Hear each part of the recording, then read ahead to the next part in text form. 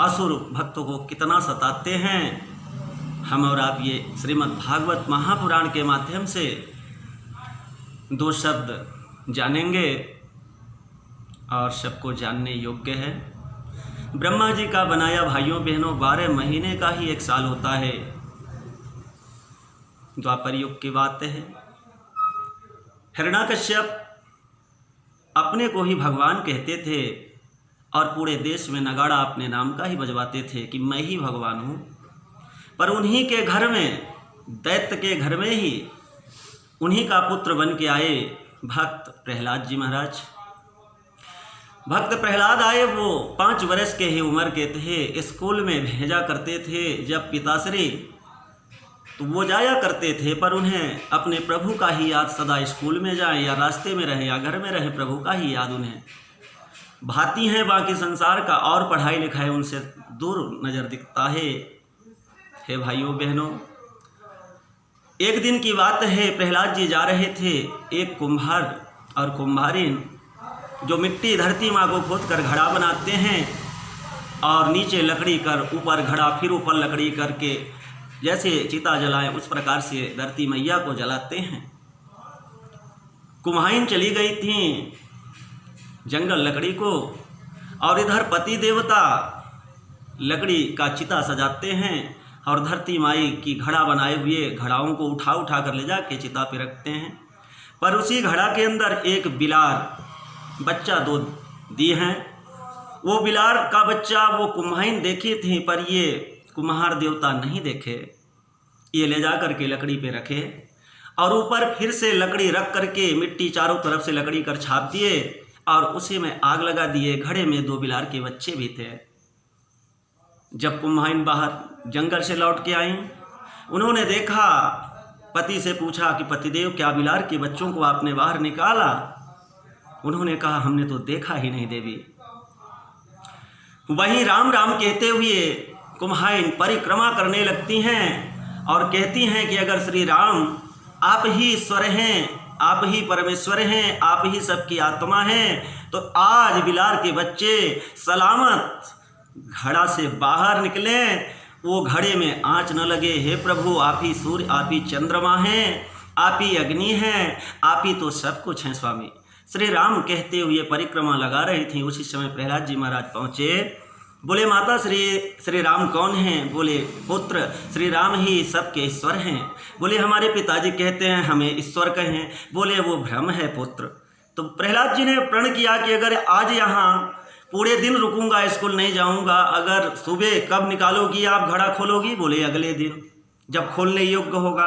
प्रहलाद जी ने कहा यहीं रुकूंगा, अगर अगले दिन सलामत बच्चे जीवित बाहर निकलेंगे तो हे माता श्री आज से मैं भी श्री राम नाम का ही जाप करूंगा।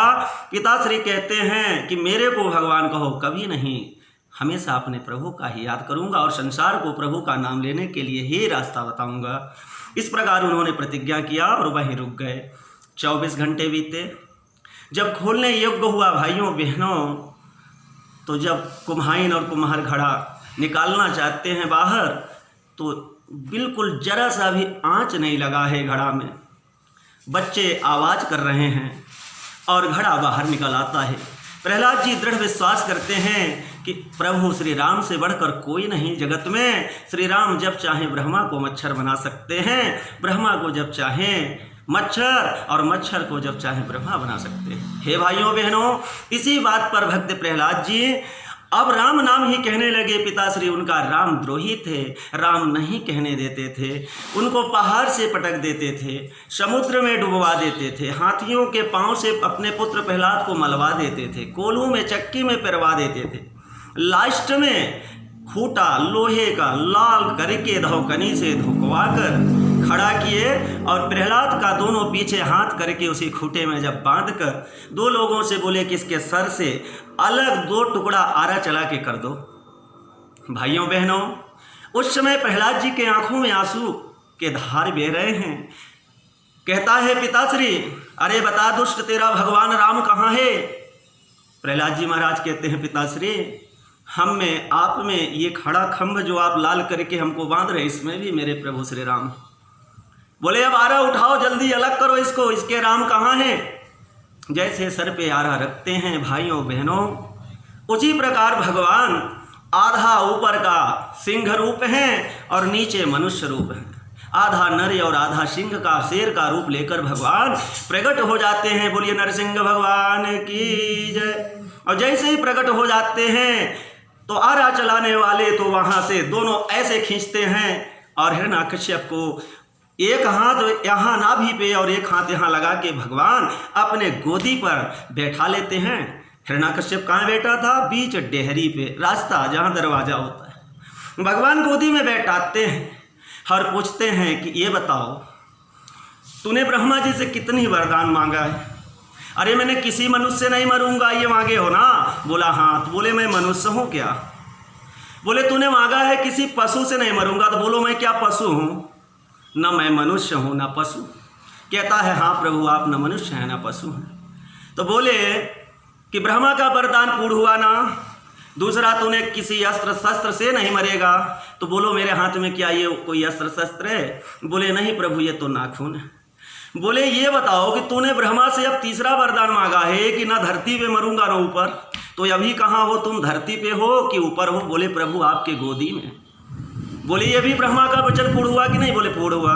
बोले अब चौथा तूने क्या वरदान मांगा है? न अंदर मरूंगा घर के ना बाहर, तो अभी बताओ कहाँ हो? बोला प्रभु न अंदर हूँ न बाहर, बीच डेहरी पे हूँ। बोले अब बताओ तूने छठी वरदान क्या मांगा है?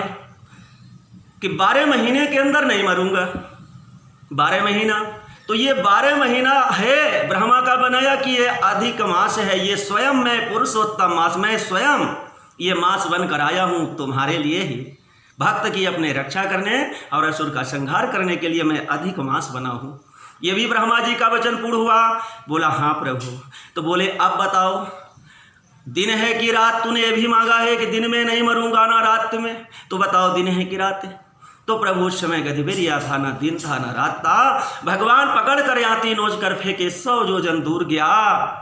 बोलिए श्री नरसिंह भगवान की जय, भक्त प्रहलाद की जय। और जैसे ही फेंक देते हैं भगवान आग बबूला हो जाते हैं, किसी की हिम्मत नहीं सामने पहुंच जाए। नारद जी महाराज दौड़कर लक्ष्मी मैया के पास जाते हैं, माता आती हैं, प्रभु को देखकर दूर से ही लौट जाती हैं। किसी देवता की हिम्मत नहीं भगवान के पास जाएं, तो देवता भक्त से प्रहलाद से प्रार्थना करने लगते हैं कि हे भक्त प्रहलाद, आपके हित के लिए प्रभु ने भक्त के हित के लिए जो रूप धारण करे, जिस रूप में हमारे भक्त की रक्षा हो, प्रभु वो रूप धारण करते हैं और असुर का संहार करते हैं, ब्रह्मा के समस्त वचन पूर्ण करते हैं। तो इसी वाणी पर आज अपनी कथा विराम करते हुए आप सब तक भगवान की कृपा आशीर्वाद पहुँचे। जय श्री राम।